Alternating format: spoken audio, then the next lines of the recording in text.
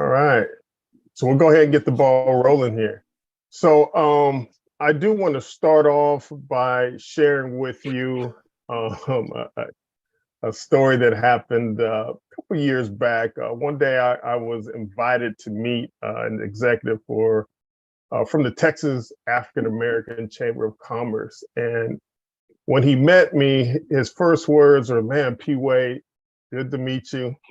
Man, where are all the Black farmers hiding in Texas?" He said, "I could not find any of you." It appeared that he was actually going to be holding an annual conference. And, he was seeking out Black farming businesses to attend.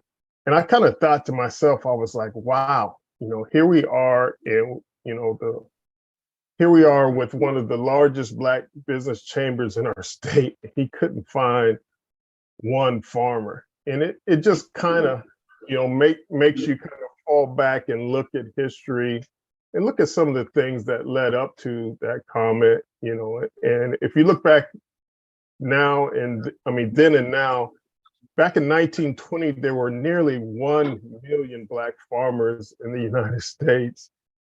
Today, due to some of the well-documented history of discrimination, it's estimated that there's really only about 40, that's less than 50,000, only about 48,000 remaining Black farmers in the U.S., with Texas holding the largest number of that for states at 11,000. Now, of the Black farmers in Texas who have managed to hold on to the land, we see a very small percentage of their household income being generated from farming. For many, they're producing food for their own tables, but really little expectations for expanding their business operations to be a part of the food system. And this is often the case, even when you see farmers with substantial acreage in Texas. So per the USDA statistics, actually, nationwide, Black farmers accounted for less than 0.5% of the total farm sales in the US. And a lion's share of that, to be honest, is coming out of from a handful of cash crop producers that are out of the mid-Atlantic, who are Black farmers who happen to have a little bit larger operations there. But the harsh truth is that really the closest that many Black farmers come to the food supply chain is really selling, their animals at the sale barn, which all of us know isn't really the food supply chain, because live animals aren't really considered part of the food supply. But that is really the sad truth in the state right now that we're seeing as an organization, just based on a number of variety of barriers when it comes to maximizing, the land and that some of these Black farmers have in building wealth, personal wealth, and income for themselves. Many of them do, as you see on the screen here, find themselves on the outside looking in. So really what I'm going to cover in the time here tonight, I'm not sure how much time I got. How much time I have, Angel? Hour and a half. Okay, yeah, I'll be, okay, yeah, I'll be done well before then. But what I'm going to do is share our journey. When I'm talking about our journey as an organization and how we came to be. Also, as Angel mentioned, that I'm going to share a little bit about our family background as it relates to our organization coming together. Also, we're going to take a pretty deep look into the legacy of racism and its impacts that it's left on the world as a whole today, and especially our society and the food system.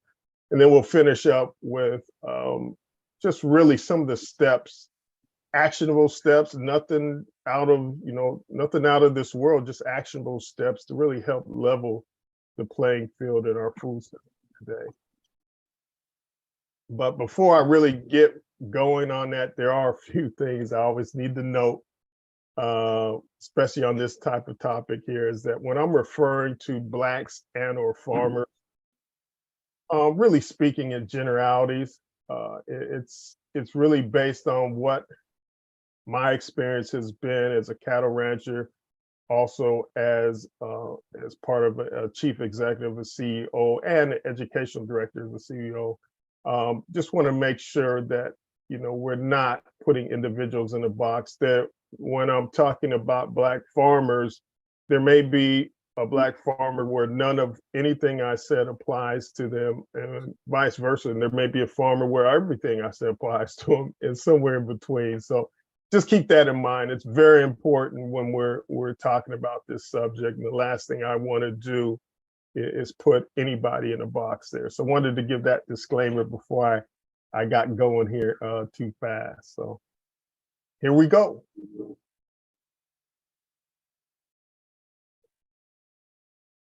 So I'm going to start things off and share a little bit about our family's background, which, like I said earlier, leads into our organization being created and how they came to be. My great-grandfather, Jack Ross, he was a former slave. He actually escaped out of South Carolina. He and his 5 other brothers landed in Texas. Once they got to Texas, they felt like, okay, 5 Black guys probably is not a good look. So they ended up splitting up and going their own separate ways there.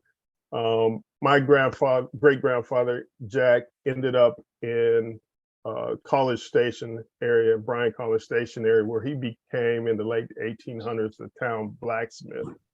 And because he was so skilled at what he did, he was given the opportunity to buy his own land. Unfortunately, when he went to make his final payment and collect his deed for his land, his white creditor, knowing that he couldn't read or write, took offense to that, and when Grandpa Jack explained to him that he kept track of his payments really by notching a tree out back until he made his final payment, they asked him to show him that tree. So he took him out to his place, and when they saw the tree, they chopped it down and they made him start over again from day one.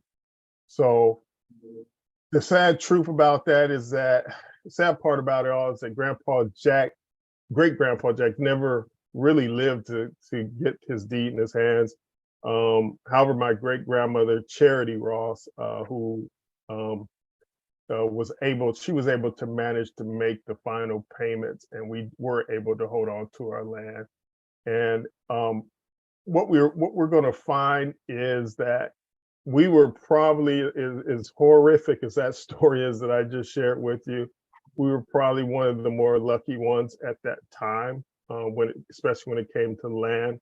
There was many more that came off much worse. And I just found that actually yesterday that Rosewood, which was a farming community out of Florida that some of you may have seen, the Black farming community, they call it the Rosewood Massacre. The 100th anniversary of that was actually just yesterday. So to set the stage for the rest of my presentation here, and also in tribute to Rosewood, I am going to share a quick clip of a documentary that was done about 10 or 12 years ago by the name of Banished. So if you haven't watched that, go ahead and pick that up. But here's a small clip of it.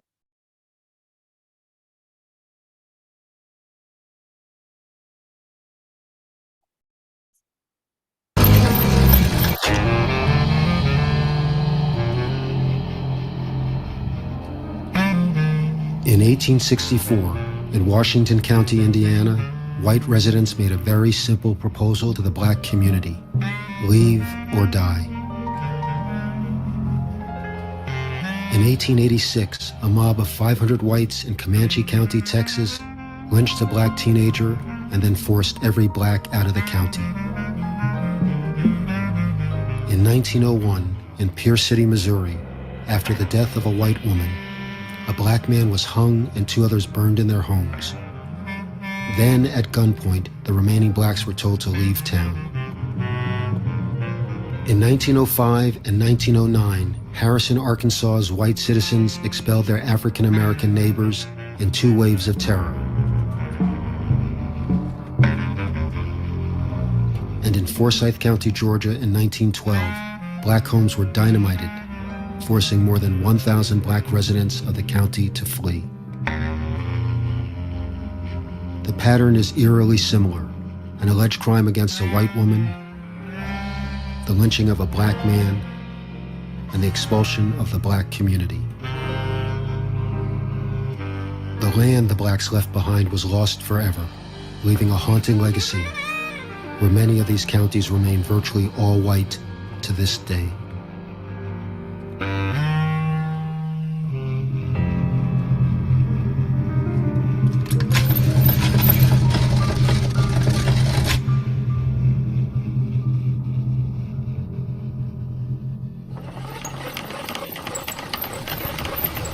Elliot Jaspin, a reporter, has been investigating the banishment of blacks in the United States for several years.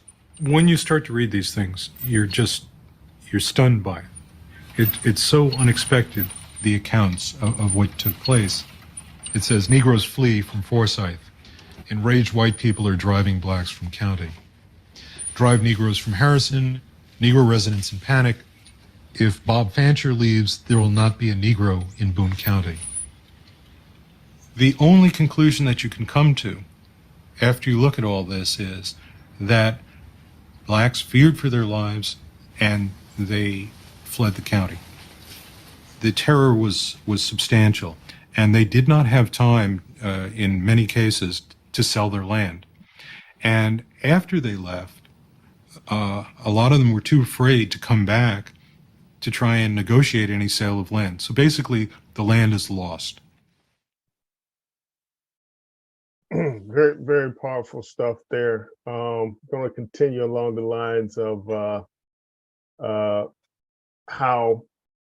happened once my grandma Charity was able to obtain the deed to her land. The story goes on for us.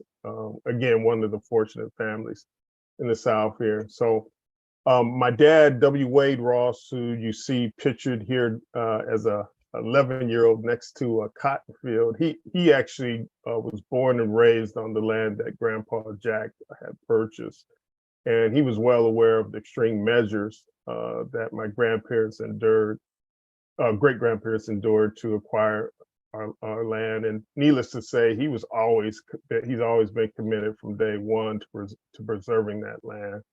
Now, in his early years, he spent many days as the oldest of 11 siblings out in the cotton fields of Brazos County, picking cotton all day long. Not something that I would love, but for whatever reason, he just loved being on the land. And even after his family moved, we moved up. My grandfather moved up to Seattle to work in the shipyards. And that's where my dad finished junior high and high school and met my mom, as you see pictured here.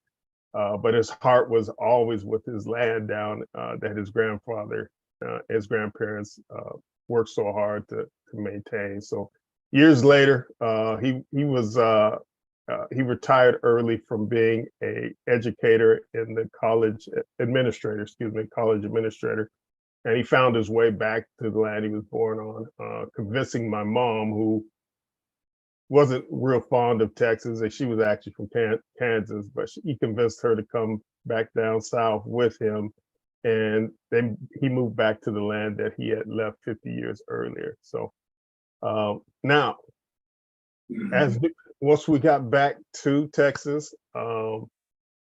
we worked tirelessly to get our farm up to speed. Our farm had literally, while we had some relatives on the land, it had not been touched literally in 50 years, as far as farming. So a lot of hard, all the topsoil was gone. It was a mess. We had to clear off a lot of area, a lot of yo ponds, all that good stuff. And my dad's dream at the time was to be a cattle rancher. So we finally got all the fencing up. Not only myself, my younger brother, I also have a sister that did a lot of work with us too. We finally got it ready for beef cattle. We went out and bought the most expensive top of the line beef cattle we could find. And, we were so excited to finally get those cows in there. And it wasn't until later that we figured out, we kind of put the cart before the horse. because guess what? We got to feed these cows. And you can see the ground there. It wasn't the most fertile ground for growing. So, needless to say, my dad being an educator, first thing we did was, luckily we were down 15 minutes away from Texas A&M University and a lot of the agri-life classes that are available there. And we jumped in and learned everything that we can learn about mastering becoming a grass farmer before. And we still had those cows out there, but we took a lot of them back to the cell barn because we couldn't just couldn't keep feeding those things cubes all day. So anyway, learning lesson, one of many that farmers learn. And some of the best lessons are some of the most expensive ones, as some of us know. But to say the least, the good news is that we did learn very well. We made a lot of connections at Texas A&M, and my dad eventually became considered one of the Brazos County gurus when it came to growing a hybrid grass called Tifton 85, which was really vogue. It was really in back then because it could withstand heat, and the cows loved it and the way it grew. So anyway, we overnight became overnight sensations, to speak, when it came to grass farming in Brazos County. So we kind of leaned more on that, although we did go back and put more cows in there once we got our pasture up. But there was one thing that became very noticeable to us in all our ventures, is that we always seemed to be the only Black guys in the room. My dad actually at the time, I was working back and forth in the mortgage business. My dad, being retired, he was on probably 10 to 15 boards at one time. But he was always the only Black guy in the room. And we later learned, once we start asking, the other Black farmers, hey, how come you're not coming to get this information? The situation was they just weren't comfortable. They just were not comfortable being in a place that was predominantly white, a white environment, at least on a voluntary basis anyway. They said they weren't going to purposely go to that type of environment. So you can see, even 50 years later, the mental condition that was still alive and well, the fear, the paralysis that comes with some of the disenfranchised that not only happened back then, but still not overtly, but covertly and institutional structurally goes on today. So keep that in mind as we keep going through here. But because the farmers these Black farmers would not show up to these events, we decided to bring the events to them. And that's where the Texas Small Farmers and Ranchers Community-Based Organization was established in 1998. Really, our goal was to open the opportunities, and at the time there were plenty of farmers who were losing their land either for lack of ag exemption, to funds, being behind on their tax, whatever you want to call it, they were losing it. So we jumped in, and our goal was really just to be an advocate, number one, for these farmers, give them, and also make sure that we're getting the education and the information, and learning how to tap into the resources that were right there under their nose that their tax dollar was paying for. So that was the origin, how Texas Small Farmers and Ranchers CBO became to be. So anyway, I'm going to keep things going here and kind of switch gears a little bit and just talk about a story that happened a few years back. I was actually in the Pacific Northwest at the time, and a colleague of mine, we were driving, and there was actually an earthquake, a huge earthquake, and one of the overpasses actually fell. So of course, we were on the highway, so everything came to a screeching halt. So we ended up spending probably about 8 hours, a full work day, just sitting in one place. on the road. And so we had a pretty good conversation. And one of the questions that came out of the conversation, was, "Hey, Phil, man, I just have to ask you," my friend said, he said, "Black people are some of the most talented and resourceful people on this earth. Why aren't they any further ahead as a people when it comes to economics? When it comes to putting business together, things like that." And it was a very valid question, even a question that I sometimes ask myself. So it has lots of layers. The answer has lots of layers behind it. The problem was he wasn't really looking for any answers. What my friend was doing was really making an observation. And in his mind, these problems were not his problems. It was easy to ask the question and really disconnect himself from that answer. So my hope here is that we can change that narrative as well, that we really it's good to ask those questions, but let's start seeking answers. And myself, in trying to seek the answer to that question to bring back to you guys today, I actually ran across a very insightful clip, and it was from the Dr. Martin Luther King in an interview that he had with NBC just, I think it was about 10, maybe 9 months before he was assassinated. And very, very profound. I think the interview was about 25 minutes. I'm not going to give you that much of it, but I'll probably give you about 3 minutes of it. And it's a snippet that hits right on the question that my friend asked me that day on the road. So here you go.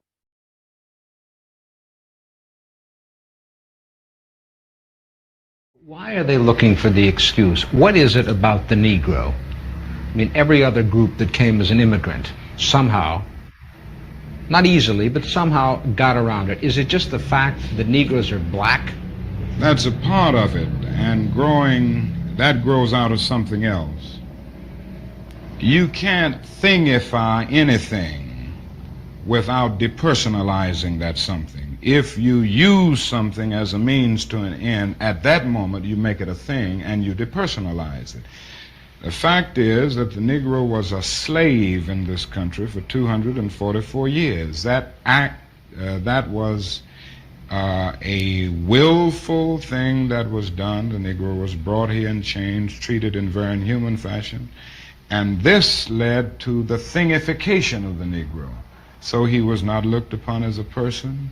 He was not looked upon as a human being with the same status and worth as other human beings. And the other thing is that human beings cannot continue to do wrong without eventually rationalizing that wrong. So slavery was justified morally, biologically, theoretically, scientifically, everything else. And it seems to me that white America must see that no other ethnic group has been a slave on American soil. That is one thing that other immigrant groups haven't had to face. The other thing is that the color became a stigma. American society made the Negro's color a stigma, and that can never be overlooked. So I think these things are absolutely necessary. The other thing is that America freed the slaves in 1863 through the Emancipation Proclamation of Abraham Lincoln, but gave the slaves no land or nothing in reality, and as a matter of fact, to get started on. At the same time, America was giving away millions of acres of land in the West and the Midwest, which meant that there was a willingness to give the white peasants from Europe an economic base. And yet it refused to give its black peasants from Africa, who came here involuntarily in chains and had worked free for 244 years, any kind of economic base. And so emancipation for the Negro was really freedom to hunger. It was freedom to the winds and rains of heaven. It was freedom without food to eat or land to cultivate, and therefore it was freedom and famine at the same time. And when white Americans tell the Negro to lift himself by his own bootstraps, they don't look over the legacy of slavery and segregation, I believe we ought to do all we can and seek to lift ourselves by our own bootstraps. But it's a cruel jest to say to a bootless man that he ought to lift himself by his own bootstraps. And many Negroes, by the thousands and millions, have been left bootless as a result of all of these years of oppression and as a result of a society that deliberately made his color a stigma and something worthless and degrading. Wow. Wow. Very powerful interview. Probably one of the most insightful interviews on racial equity that most of us have never, ever seen. So Dr. King understood that racism was something that was originally created for economic purposes. You know, he also understood that because of racism, because it was such a large part of the foundation of our country from day one, that really a train wreck would lie ahead for us if this continued to be not addressed, if it continued to be ignored. And I think we've seen that. You know, I think we've seen that in a number of different ways. You know, Dr. King really understood, without embracing our history, no matter how painful it is, the subject of race will either make us whole or it's going to break us in pieces. And I have one more clip to share with y'all, and then I promise I won't give you any more clips. But this one really brings home the point of what Dr. King was saying when we talking about the effects of thingifying a group of people. So I'm gonna share that with you as well, because this one is one that you've probably seen. Some of us have probably seen before, but we just haven't seen it in the context of what Dr. King just shared. So I'm gonna share it again. This is a special week. Does anybody know what it is? National Brotherhood. National Brotherhood Week. What's brotherhood? Treat everyone as though he was your brother. And is there anyone in this United States that we do not treat as our brothers? Yes. Who? Yeah. The black people. Who else? Indians. Absolutely, the Indians. Many places in the United States. How are black people treated? How are Indians treated? How are people who are of a different color than we are treated? They don't get anything in this world. Why is that? Because they're different color. You think you know how that would feel to be judged by the color of your skin? Do you think you do? No, I don't think you'd know how that felt unless you had been through it, would you? It might be interesting to judge people today by the color of their eyes. Would you like to try this? Yeah. Sounds like fun, doesn't it? Since I'm the teacher and I have blue eyes, I think maybe the blue-eyed people should be on top the first day. I mean, the blue-eyed people are the better people in this room. Oh, yes, they are. Yeah. Blue-eyed people are smarter than brown-eyed people. This is a fact. The brown-eyed people do not get to use the drinking fountain. You'll have to use the paper cups. You brown-eyed people are not to play with the blue-eyed people on the playground. Well, the brown-eyed people in this room today are going to wear collars so that we can tell from a distance what color your eyes are. You ready, Laurie? Brown-eyed. She's a brown-eyed. You'll begin to notice today that we spend a great deal of time waiting for brown-eyed people. I don't see the yardstick, do you? It's probably over there. Hey, Miss Zilker, you better keep that on your desk when the brown-eyed people get out of hand. Oh, you think if the brown-eyed people get out of hand, that would be the thing to use? Who goes first to lunch? Blue-eyed. The blue-eyed people. Blue-eyed people may go back for seconds. Brown-eyed people do not. Brown-eyed. Don't you know? Oh, they're not smart.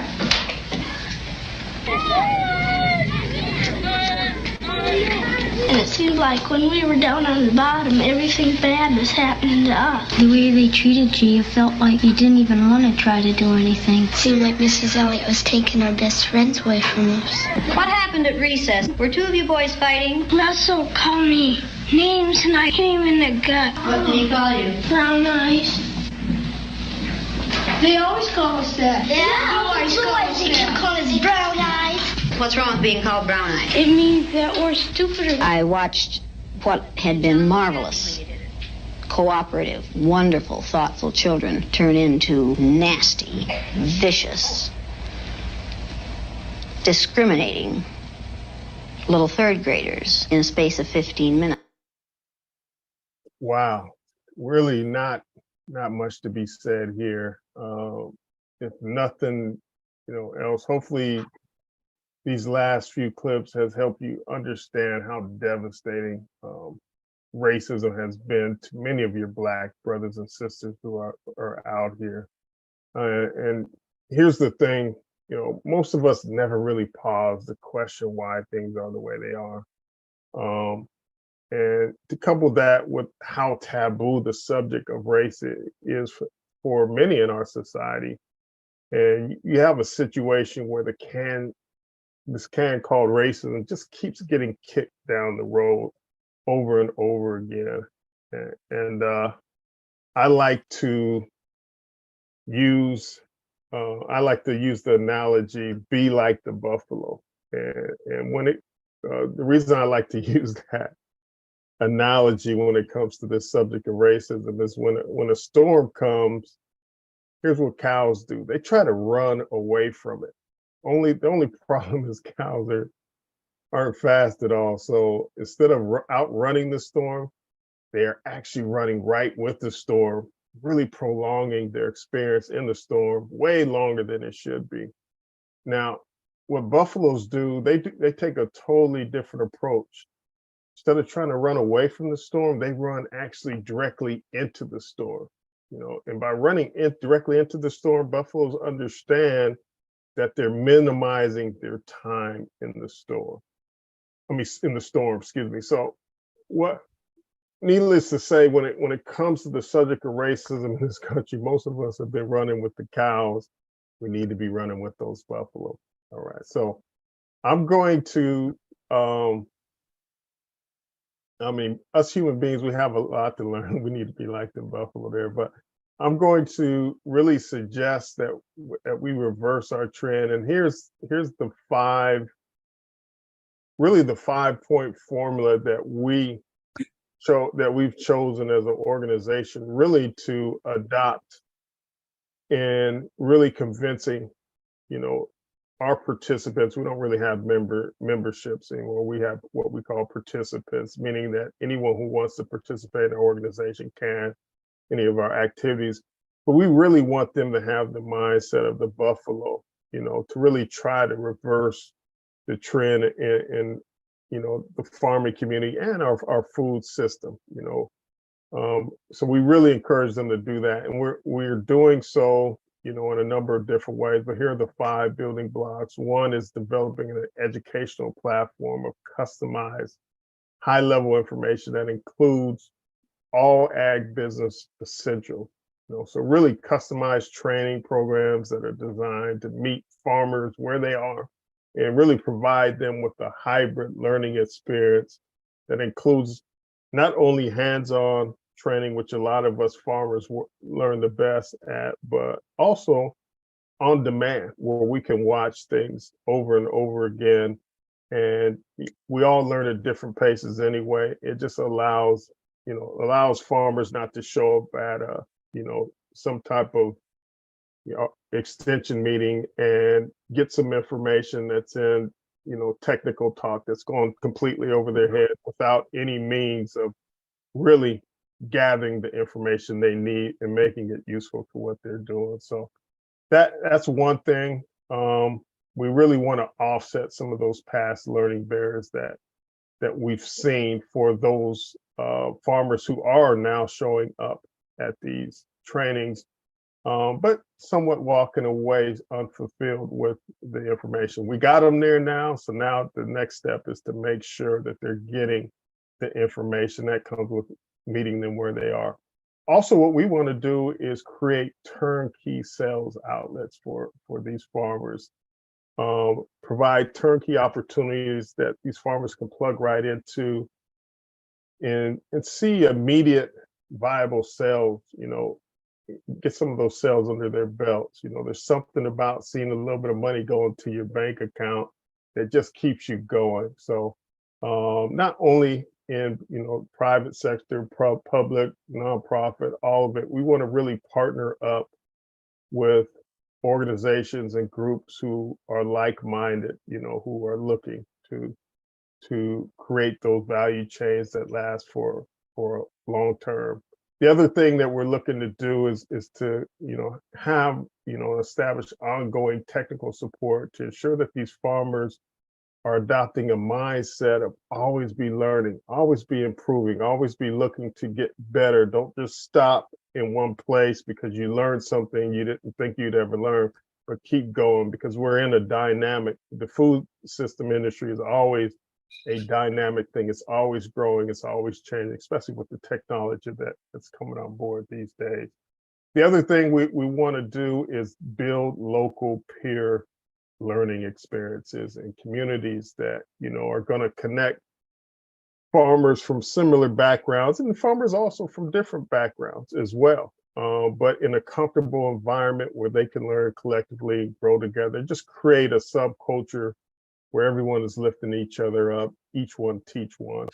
And then probably the most important that you're seeing here, that you see on here, is we got to celebrate the wins. We got to, number one, create some easy wins early and often. We got to continuously highlight, and you guys have someone out there in the crowd. I think I saw you there, Yolanda Nagy. Yeah, she's part of our team as well. She's done just a great job of getting the word out, that, hey, there's success going on out here.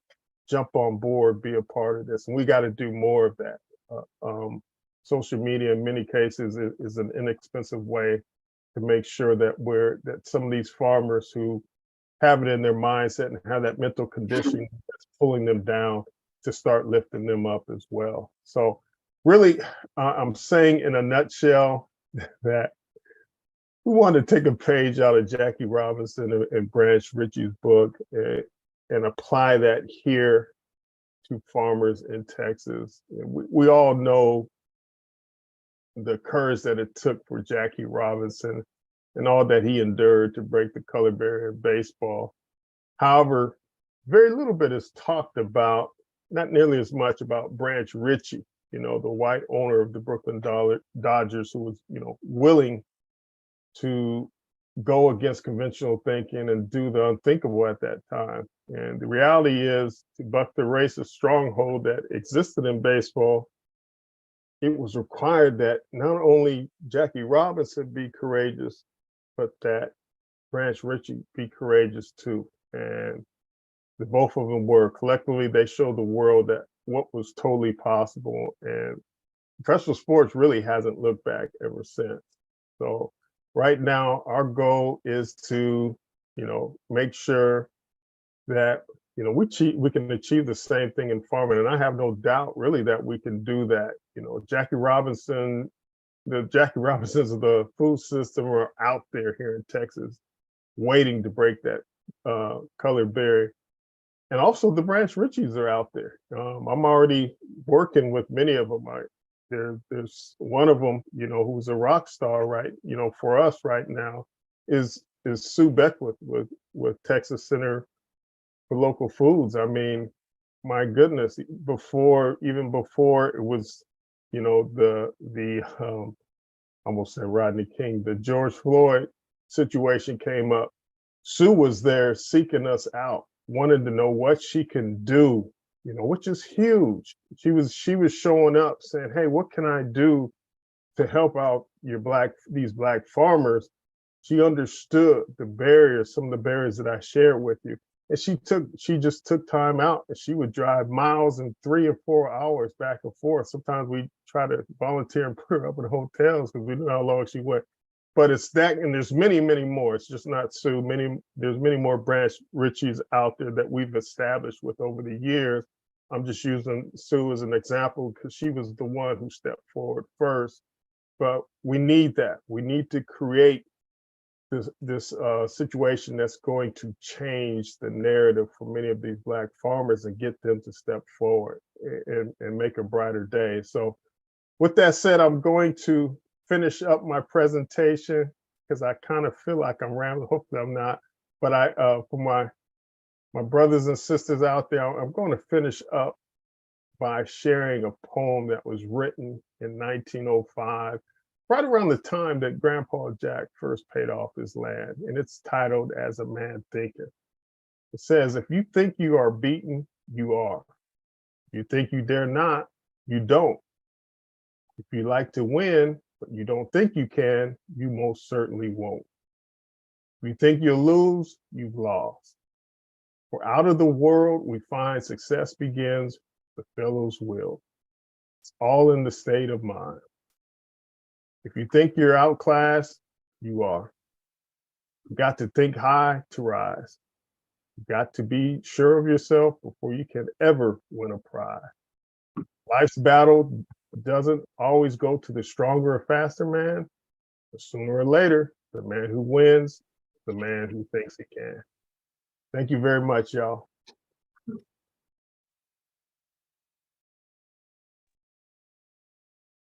Right.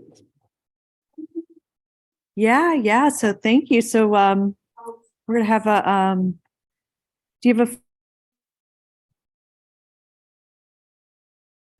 stop the Oh yeah, I've got a few minutes here. No worries.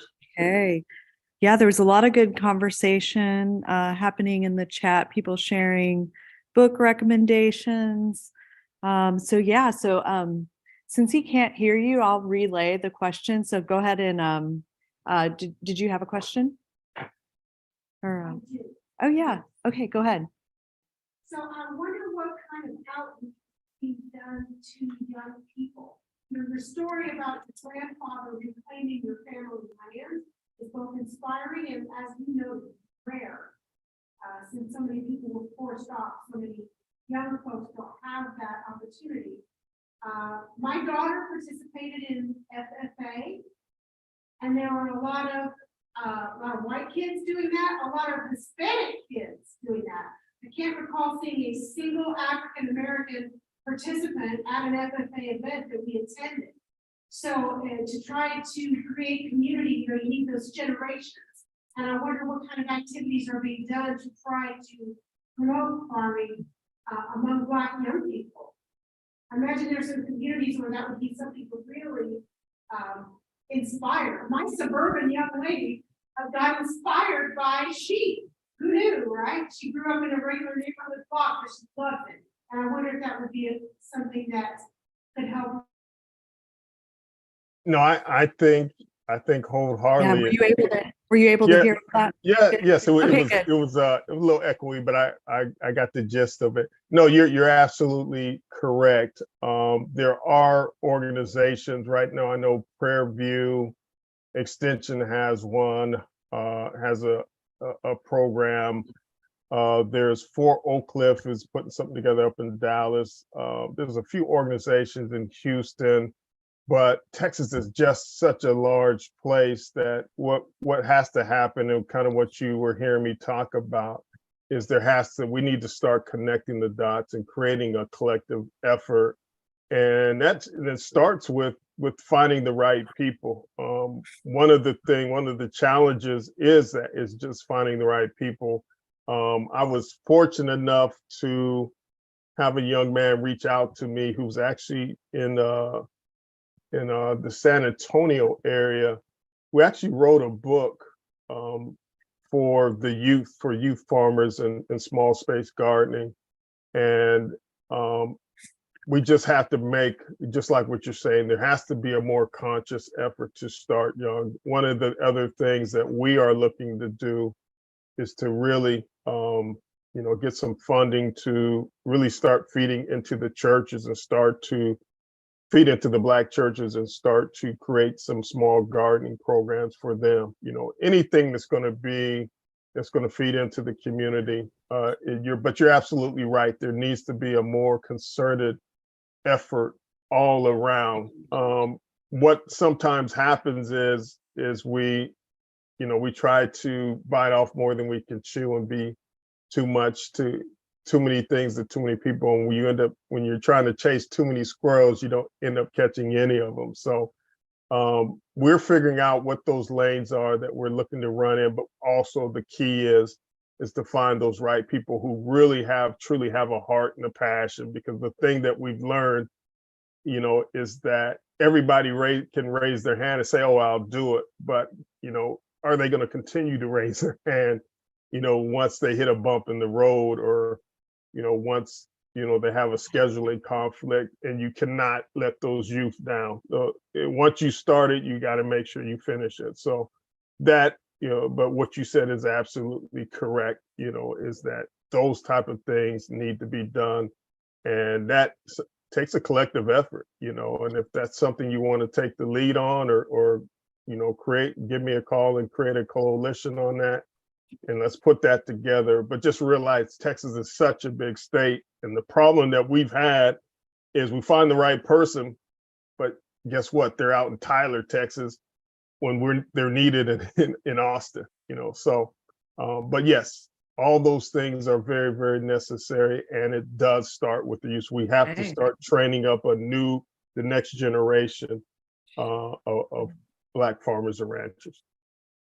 So I was a little confused about your land. So so you had to abandon it because you were forced off, and then how many years later did you come back? Oh no, okay, sorry. Thank you for bringing that up. When I was putting my presentation together, I was kind of worried that it would be choppy. I just snuck that in. I snuck the little video of Banished in there right there, because I thought it would be a good place segueing after my grandfather's situation. But no, there wasn't a period that we didn't have the land.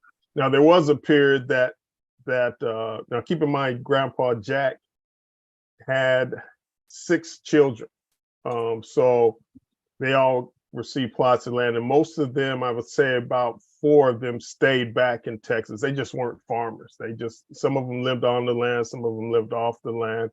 2, my grandfather and my great uncle, I guess he would be called great uncle, moved up to Seattle to build the Grand Coulee Dam and then work in the shipyards. So they stayed up there. They ended up just staying in Seattle. And my dad came back, but there was never a period where the land actually was outside of our family. So thanks for asking that question. Sorry about that confusion there. And they had to pay. Correct. You just weren't farming it, right? Yes, we weren't farming. It went it went untouched from the late 30s all the way up to the mid 90s, or the early 90s, actually. Yeah, it just was, other than maybe us building, foundation for one of my aunt's houses. That's the only time the dirt got touched. Other than that, it didn't get touched. So yes, it lay dormant. Are you going to speak at the TAFCA conference? Oh no, it was last year that I saw him. Oh, you spoke last year. Okay. Yeah, it was last year. I don't think I'm scheduled this year. I might be doing something, but I'm not going to say anything yet. It's not official. All right, you done? Sure. Okay. So I have a quick question kind of related to, the story of your family. You had shared that, this was a common occurrence at the time. Has there been anything in the historical record or anything that, where there have been any kind of reparations or anything like that when this was happening during that time? Or did a lot of landowners just lose their land? Yes, they just, for the most part, Families just lost their land. in Texas, the families. Yeah. I did hear just the other day, and this was in Mississippi, of someone who had their land actually taken in, I think, the late 80s, and they were able to get it restored, or maybe it was the 70s, and they were able to get it back in the 90s. Due to some lawsuits, the government actually restored their land. That was the only case I know of, but I'm sure there's others out there. But for the most part, when the land was lost, it was lost. There was, really no going back and getting the land. And in many cases, anything to do with paperwork, just like my grandfather's situation, you just were, you were at their mercy at that point. Mm-hmm. Even though you had deeds to that land? Yeah, so someone asked, even though you had deeds to that land. Yes, yes. In a lot of cases, here's the other thing too, which happens actually up until 2018. In many cases, a lot of land was lost because, you know, someone who owned the deed would die, you know, like Grandpa Jack eventually died, and there was no wills in place. You naturally you would think it just go to the you know, the next heir. But what would happen is there'd be so many heirs over a period of time that Mhm. there were, just based on some of the policies in certain states, that land was lost that way, or if it wasn't lost, if they happened to be in a state that, you know, where that still honored it, those farmers, those potential farmers couldn't get help from the NRCS or USDA because they couldn't get a farm number, you know, because they couldn't show a deed, you know, come back and show a deed that they controlled the land because so many different names are on it. So a lot of that stuff, you know, structural, institutional things that were in place had a lot to do with the land loss of Black folks over the last 100 years. Yeah, I'm going to take a few questions real quick from the Zoom chat. So Aaron Flynn asks, if we want to buy products produced by local Black farmers, where should we look? And is there a directory of farmers? And we have someone here that might be able to answer some of those questions for Austin specific area, but you may know kind of in your area, Houston and that area, if there's like directories. There are some. I would say stay tuned. We are putting together a directory of all directories. I won't say much more than that because I'm not sure if I'm allowed to. But as we speak right now, you could probably look up, and I think what happened during COVID is there was a lot of COVID and the George Floyd situation. You would see there was a lot of directories that actually popped up for Black farmers, that some of them are outdated. Some of them were really just trying to take advantage of the opportunity. So we're looking to put together one that is, you know, something that can definitely you can tap into. But right now there's nothing. That was a long way to answer no, we don't have it yet, but it's coming soon. You know, give us about 2 to 3 months and and maybe I shouldn't even be saying that, but it's coming soon. Just keep that in mind. Okay, does anybody here know of any Austin specific, or maybe is there a list like with the farmers markets? Yeah. There's with the farmers market, and there's also the city of Austin has an initiative with minority-owned farm and food producers that they are supporting. So I believe that there were several minority groups that won small grants to do some production and selling. Okay, so city of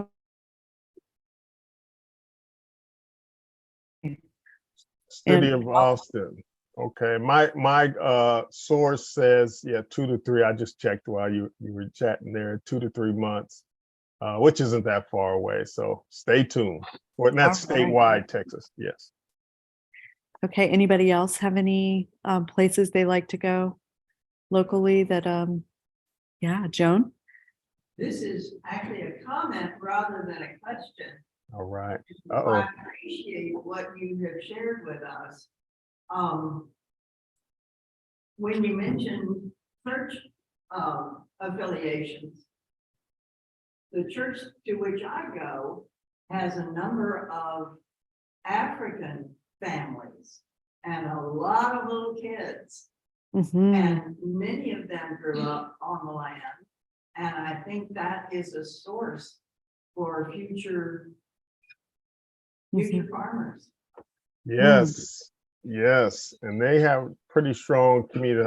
I've got a relationship with a few Kenyan communities as well, and definitely, if you don't mind, if you know someone over there, you can put them in touch with us, and we definitely would like to chat because yes, we have some projects in the works to start that, because we do have to feed into our youth right now.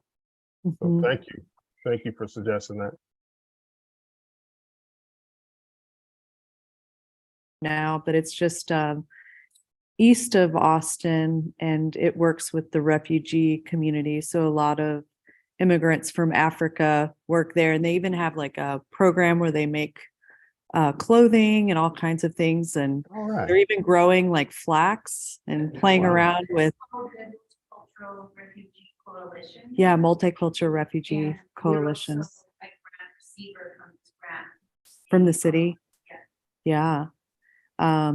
But yeah, I know one of the farm managers over there, and he's, wanting to do lots of interesting projects, growing flax and trying to do some linen.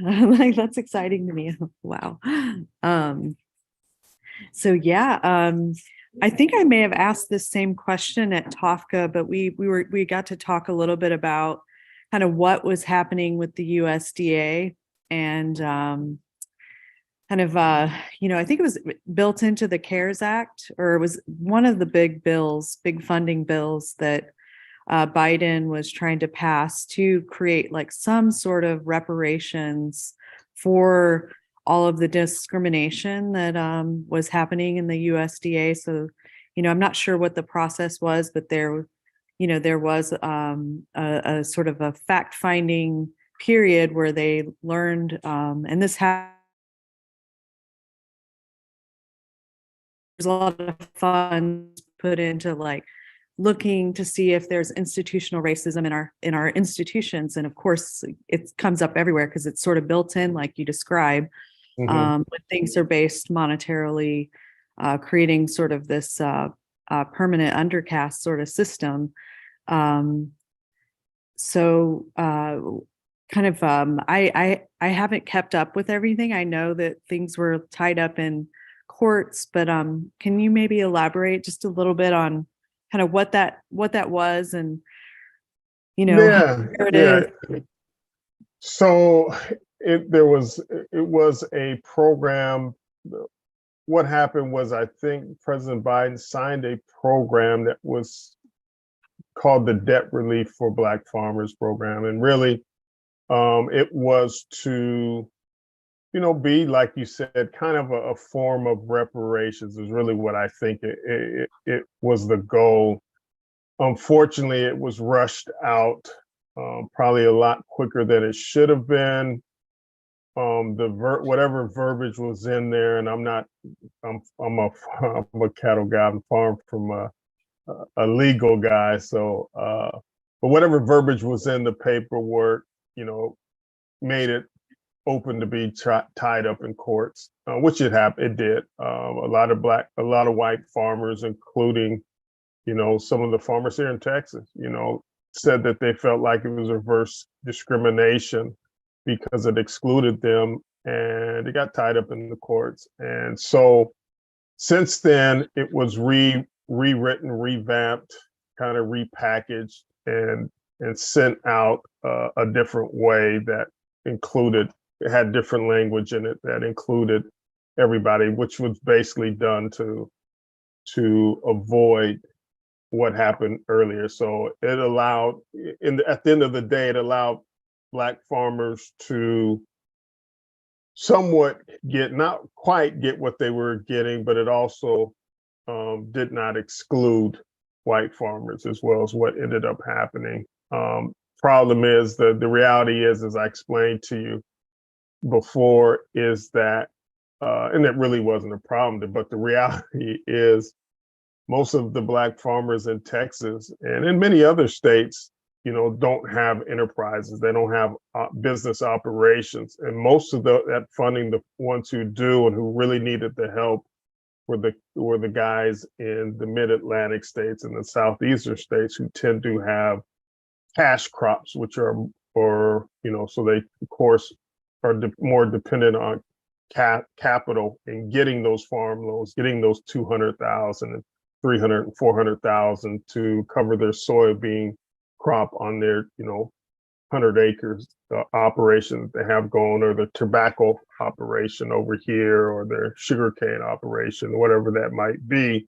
That's not the farmers in Texas. So that's why it didn't really impact our farmers as much. Sure, personally, I think we had a small loan, but we just ended up paying it off on our own, during the duration that all this stuff was going on, because we figured that, it wasn't money that we were gonna, it wasn't a bird in the hand, put it that way. Mhm. Yeah. So, Jules asked, what roles or specific actions can we take to support this shift to racial equity in agriculture and our food systems? And I know that, we've talked so far just about, where you put your dollars, you can support that way. And you shared a few kind of bullet points too earlier. Can you reiterate a few of those? Yeah, some of them, I think the biggest thing was the slide after those bullet points, which is I talked about the Jackie Robinson effect. And really, we just need a collected effort to make sure. So really where you can help out just as an individual is making sure that you're supporting those organizations, out there that are, that we're partnered with, to make sure, or that you're giving suggestions like what I heard earlier today. Hey, Phil, this is probably someone you need to reach out to, or who you need to get connected, so we can start putting this youth program together, things like that. Just being eyes and ears, and the other thing is if you see, a Black farmer out there and they're doing their thing, make them feel comfortable, strike up a conversation with them, let them know that they have, friends out there, because it's just important. The psyche. There was a reason why I spent probably 70-80% of my presentation on the mental conditioning of racism, is because it's real. We live in a society now where mental wellness is a real thing. Well, imagine that person that has dealt with that all their life. And a lot of us, we don't even know we're dealing with it, because it's all we know. So, like I said, I see so many farmers out there who are paralyzed by fear. I see so many farmers that don't want to go 20 miles outside of their town because of some of the things that I just shared with you. So how you can really help farmers, again, is support some of the organizations that we talked about. Texas Center for Local Foods is one. That's Farm Share is right there in Austin. That's a big one. Small Producers Initiative is another one. And the list goes on. And NCAT, we do a lot of stuff with them. I'm just talking locally there in the Austin area, and it branches out. We're doing some things right now with the Common Market, to help. These are all things with like-minded people who have the heart and the compassion and understand and want to know more about racial equity and how they can do their part. So that's really it. I mean, they're just the intangibles, kind of think. I mean, my whole goal in putting this presentation together was just to jar those thoughts and think about what you would want if you were in that person's shoes, So that's it. I'm sorry I don't have any more distinct answers, but hopefully that helped. Yeah, no, that helps for sure. And we had a talk, I believe it was our November talk, the last one we did, right? Was it with we had it with I'm trying to remember her org now.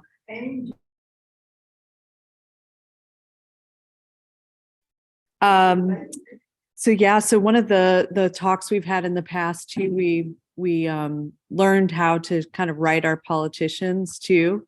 how to speak their language, like to, even if they're, not affiliated with the political party we affiliate with, kind of get to know who they are, try to speak their language, and ask for what we all want as a collective. And with Organic Gardeners, where our group has been around since 1945, and Joan, who's here and just asked me to speak up, her family started the organization in a way to kind of bring people together in a grassroots way, to sort of buck the what the government was sort of putting forth at the time with industrial agriculture systems. So, it's something that, these institutional things that are sort of built in, like we can all, continue to support one another and ask for something more. And hopefully at some point we come to a point of truth and reconciliation.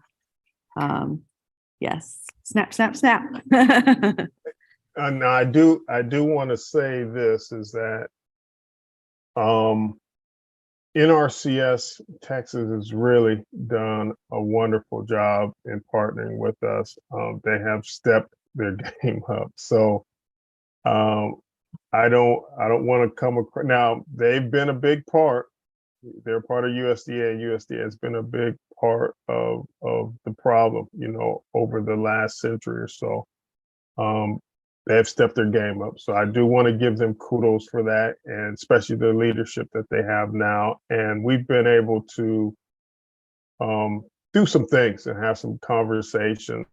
We have a couple cooperative agreements with them, and over the years, and they're putting together, they're listening to what we're saying, and they're putting things together to help right the ship. NAS is another one, the Census Bureau. We've partnered with them, and they've been a great partner. Tough part is getting, people who are paralyzed by fear to fill out their census forms. They're like, hey, I don't want to give them any information about my farm. So, and we've collectively been able to, as an organization, team up with NAS and to make sure that these farmers know that there's power in numbers, and that that's part of your voice. If they don't know you exist, then guess what? It's kind of hard to get you the help you need. So I agree that and glad to hear that y'all are doing things such as learning how to connect with the politicians, especially being right here in Austin. So and don't forget that broadband too. Get that on your list. See, you have your. So Kayla, I see you have your hand up on Zoom. Do you want to unmute and ask your question? Yes, hi. I just want to thank Mr. Ross for your presentation. It was really powerful. Also, I shared in the chat, I don't know if you were able to see, but my grandfather or great-grandfather escaped from slavery in North Carolina and came from Texas. Very similar story. And that land is still in my family, but it's kind of in reference to what you were saying, heirs property. So there wasn't a deed when one of my ancestors passed away. So we have access to the land, but there isn't like a proper deed. So I was wondering if you had any resources or you knew of any organizations that could help out with that situation. And just so empowering and encouraging to hear you speak and hear your story. So thank you so much. Oh, thank you. And yes, absolutely. We can assist with that. So make sure you get my contact information. And I'm already have in my head the 2 or 3 people that can assist you with that. So make sure you reach out. All right. Thank you so much. The power. And you might be my cousin too. Low key, I was like, I need to talk to you. So yeah, I'll connect. Thank you so much. All right, please do. All right. Anybody else here at Zilker? Have Joan? Back into session in just a couple of weeks here in Austin. Do you have any particular goals? Do you have things you'd like to for us to talk to our agricultural secretary about? Bills that you are presenting, or legislators who need to have people reaching out to them, specific legislators who are agriculturally friendly? Good question. I actually today, this evening, there is actually a think tank for Black leaders that is going on right now as we speak for that, and we are really talking about, and they've invited me to be at the table. Of course, you know, I had prior engagements to be with y'all tonight, but yes, I'm a man of my word, so I'm here. But what I will do is, if it's so, because I don't have a quick answer to that, but I do know that that's what our what this initial meeting is about, and I know there's things on the table such as broadband in rural areas um, for not only Black people but just people in general, who really need that. The digital divide. There's stuff on the table for water, and water access, especially for a farmer. That's irrigation. Without water, you can't grow anything. You guys know that as gardeners. So, especially when you're talking about rural acreage. So, there's so many things. But what I can do is Angel, if you don't mind, is once I get that agenda, I will forward that to you, and then maybe you can either share that at the next meeting, or Yeah. I can circle back either way. Yeah, I can put it up on our blog and put it out in our newsletter, let everybody know. Okay, thank you. I can't think of, they sent me a memo with all the different issues. It's just not coming to my brain right now. It's I've got 8 o'clock brain right now. Yeah, so there was a couple books that people were sharing too in the chat. And one of the ones that I really like and recommend, especially specific to Texas history, I think it was several years back, it was on the New York Times bestseller, but Seeds of Empire really digs into that true history of Texas. And thankfully, I didn't get Texas history, but I got another sort of whitewash version of American history. But I feel like Seeds of Empire really kind of lays it all out there. And it also kind of brings up with what was happening in Mexico at the time, because they had their revolution and a mestizo or Black president that abolished slavery, and that sort of changed things here as well. But it's a really great book that I recommend. There's 2 other, right? Freedom South and then Freedom South. Let's see. Forget the Alamo. Yeah, so that whole story that we've been told about, that the true story of the Alamo or the people's history. Any other recommendations, any other resources people want to share tonight before we? The Seeds of Empire, Forget the Alamo, and Freedom South. Yes. Or South to Freedom. All right. Well, this has been a great talk and discussion. We really, really appreciate your time, knowing that you had opportunities to be doing some other work. And we want to help out with what you find out about our legislature. So definitely keep us in the loop there. Oh yeah, one more question. Just regarding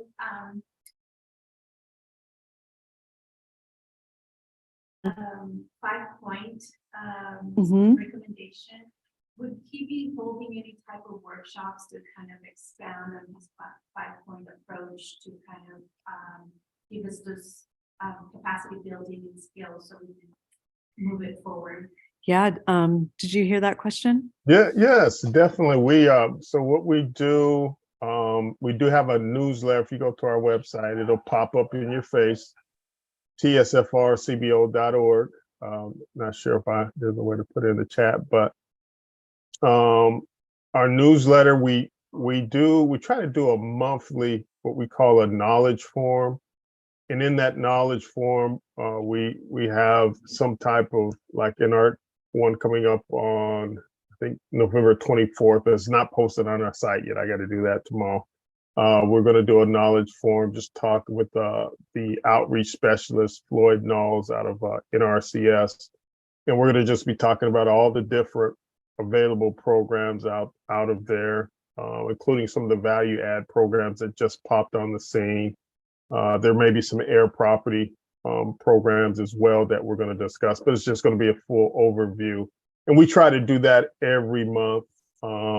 Also, we try to post the recordings of those gatherings, just so if you want to follow up with it. And we have just been awarded a project with Texas Center for Local Foods, as well as UTRGV. And we're going to be doing somewhat of a business incubator program that feeds into the 5-point program that we talked about, but we're in the pre-planning stages of that, and that should be hitting this summer as well. So stay tuned for that. We'll be keeping those who subscribe to our newsletter informed, or just pop by our site and you'll see that information as we go. Yeah, and I can share it out on our social media and things like that too. Thank you. Thank you. Thank you so much for coming. Yes, thank you so much for your time. All right. Thank you all for having me. I really enjoyed it. All right. Good night, everyone. And next month we'll be talking tomatoes.